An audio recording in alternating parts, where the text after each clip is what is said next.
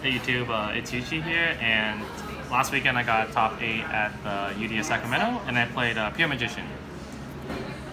So for the monsters, I played the Astrograph package and the Chronograph package. These are super essential to like you're starting and like breaking a board.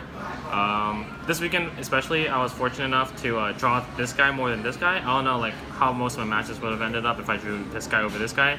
To estimate, it was like probably 7 times I drew this, and then like twice I drew this.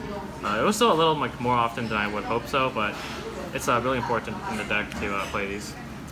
And then for the magicians, I played 3 harmonizing. She's like your best monster because she's a +1, and she makes all your synchro plays as well. She summons level 6s and 7s as well, not just level 4s. So you gotta keep that in mind when you want to make a Naruto Absolute board. 3 Black Fang. Most of the time you have a Dark Spellcaster in the grave because Absolute and Naruto put spellcasters in the graveyard, not the extra deck. So, and he also has monsters like Borreload and Clearwing if they have the Wind Witch thing up. Since it's technically a spell card in the Pendulum Zone, it doesn't like get stopped by Borreload's just non-targeting monster effect. So yeah. And then 3 Purple Poison. This is actually really important in the deck because a lot of players were like maining Anti-Spell and playing True Draco. So just taking advantage of them putting a monster in attack, which actually happened in the tournament, is really important to staying in the game. And he's actually really good against stun decks because he has 2100 defense. So those were the level 4 magicians I played. I didn't play any Wisdomite because it's not a dark, and every time I drew it, it was just like the worst card in my deck. Because you usually want to scale with 0, and or you have Pendulum Call live, so that's why I didn't play Wisdomite. And for the other magicians, I played 2 Oath Dragon and Shuncut. So you have to play 2 Oath because you usually want to scale 1 and summon 1, or if you desire 1, you want to have the other one because this makes Naruto. And this is just to summon off Harmonizing to make Absolute from the deck if you don't have access to Astrograph or this Gate 0. He's also pretty cool because he can negate light during either player's turn once per turn. So against Trickstar, he's a big beater and he negates Candina, so they can't like generate advantage. It's like an effect driller basically. And then I obviously played the Supreme King engine. So I played 3 instead of 2 Dark Room because if I drew it, I wanted to have it with Pendulum Call, and if I drew it or desired it away, I still wanted to be able to send it from the deck. So it's, and worst case scenario, it's a monkey board, Dark level 4, so it's not bad. And he had to play 2 Gate 0 because of the Astrograph combo. And then the last 5 monsters I played were the 5 hand traps. So I decided to play 3 Ogre, 2 Ash, but in the early rounds I was just like getting destroyed by Rogue, and this is obviously better than this in Rogue. But in the later rounds I guess this was okay because Ghost Ogring like Electromite and in some cases Spiral Resort is actually really important. So I'll, in the future, like if the format like is still the same, I would just play 3 Ash and 2 Ogre. But the hand trap choices were actually pretty good. I was going to play Drone Lockbird, but my team, I guess, told me not to, which ended up working out in the end. And then for the spell, that was 30 monsters. For the spells, I played 3 Pendulum Call. This card with Dark Room, just like, it's just insane. It's almost like you can't lose. And it pays out Ash, so your Desires resolves as well. And then 3 Desires.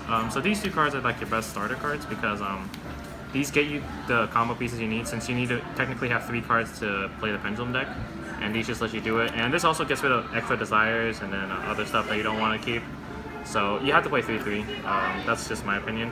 And then for the last 4 spells are the 4 Foolish Burials.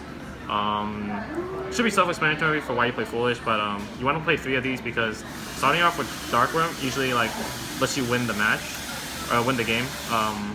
And the reason I lost top 8 is because game 1 I won a die roll, but my shrine got ashed and just my hand was just like, I just couldn't play. So it happens, but that's the whole reasoning why shrine is super important. It enables all your plays.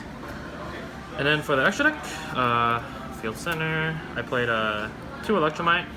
You really don't have room to play 3, and you never find yourself going to 3. Your third one is the Starving Venom, so that's why you only need to play 2. Zephyr Mellotron. Its Farfa effect doesn't come up. It banishes 1 from the extra deck, except itself on either side, I believe. You have to play it because you have to send Absolute somehow by linking, and it's way better than Decode, even though it doesn't have a lot of attack. It's because it doesn't have an arrow pointing upwards, so breaking the board is a lot harder. And then for the last link, I played Borreload. So this card's actually really good because it utilizes your dead hand traps in your hand. You can just pendulum summon it, and then make a board load, and then just attack over stuff, I guess. The board load is super good. Vortex and Starring Venom. I didn't play Harbinger, so I didn't even play the second, and Vortex is pretty self-explanatory. And for the synchros, I played Omega, Ignister, and Clearwing. These are all pretty self-explanatory. I didn't want to cut either of them because they all have their own independent purpose. Omega especially was really important this weekend because I thought like people were gonna side into like Kaiju's, not Kaiju's. Kaiju's is not a big deal because they're just gonna Kaiju the Vortex. But Sphere Mode and Lava Golem, this plays around, so you just don't instantly lose like automatically. So that's 3 synchros. And then for the XGs, I played Evil Snow Nightmare. I cut Media Burst last minute for this, but in the tournament, I feel like it would have been a lot better if you played Media Burst because of Time Gazer and Harmonizing, obviously, and then the hand traps level 4, which is also like makes your scales like live, like you can put the scales on the board, which I thought was pretty neat. But Nightmare is good in concept, I guess. Naruto, it's like the cherry on top to have as much negations as possible. Tornado Dragon's broken.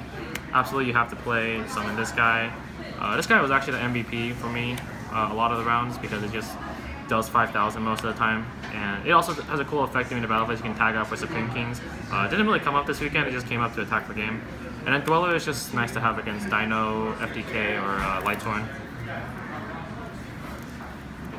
And that's it for the extra. For the side, I played 3 Drone Lockbird. I was gonna main these, like I said earlier, but this side, the other hand traps actually like had more utility. And this is really for True Draco and Trickstar, but I didn't play a whole lot of it. I played 1 True Draco Wind Witch, and then one Trickstar, which I beat both without destroying these. So it was just okay. You just have to have it. 2 Wavering Eyes. This is like the worst card in my side deck. Like you never want to have this card unless it's like against a non-Pendulum Call deck. So 1, it loses to Pendulum Call because you don't get as much value. It loses to Rogue. Well, I'm not maining, so it doesn't really lose to Rogue, but like it also loses to Ash, and then yeah, most of the time it's just not worth playing. So I would play this. I'll play probably like Solemn Judgment and then like another Floodgate over it instead. So yeah, I wouldn't cite Wavering Eyes if I had to play this again. And then Dark Hole Raigeki, board wipes. And then for the traps, 3 evenly matched. Never drew them. You just need to have it against True Draco or Inspector border decks, which I also didn't play, so that was quite fortunate, I guess. And then 3 Dimensional Barrier. If you flip this, you pretty much win the game. It's like you can't really play around it. Now there's like people are starting to get on a Seal Eel, so which is like a Night Beam that's a Pendulum monster. So this might be a little worse than in the future, but this is probably like like all my game 3s against Pendulum. And then 1 Time Graph. This saved me game 3s against Rogue. I would just top deck it off Desires or Electromite, and then they would just break their board and then win the game. And the last card is Imperial Order. In a format where all the spells are where all the decks are like heavily based on spells to extend their plays, Imperial Order just shuts them down. Especially having negation behind it, there's almost no way you can lose. So that's why I played Imperial Order. And it won me 2 matches this weekend, which made me pretty happy to play it. And that's it for the deck. Any shoutouts? Yes, I do. So I actually have a list. So first, I'm going to shout out Just Up TCG, Team Royalty, as sponsors. And then my teammates, Gospel, Bruce, Carlos, Jarek, JJ, the big boss, Ken, who's recording the video, Mark, Peter, Sean, and Tom, especially Tom and Bruce and Ken. They helped me test a lot, kind of like, you know, really helped me like figure out like what I wanted to play for the deck, since my deck was a little different from what I wanted to play, but they kind of, you know, I guess shaped me. Sophie, the token girl, Thomas and Brandy for just hanging out all the time, Anthony Gonzalez and Alec for shouting me out in their deck profiles when they topped. They're really cool guys. Alec with Anthony, and then Elvis Fu, Midnight Mike just for being there, you know. And my cousin Kendrick for rooming me this weekend, really appreciate it. And then Stanley for letting me borrow the 3 Drolls, which I guess I didn't use, but still let me borrow the Drolls. And then the 3 Barriers, which I guess won me a lot of games this weekend. And then Guatemoc, before the event he got me the Shanko Magician, which actually was really good, so really happy for that. And then I guess my friend Annie for just being a pretty cool friend. And yeah. That's it? Yeah. Alright. Hi Tom, hi Bruce.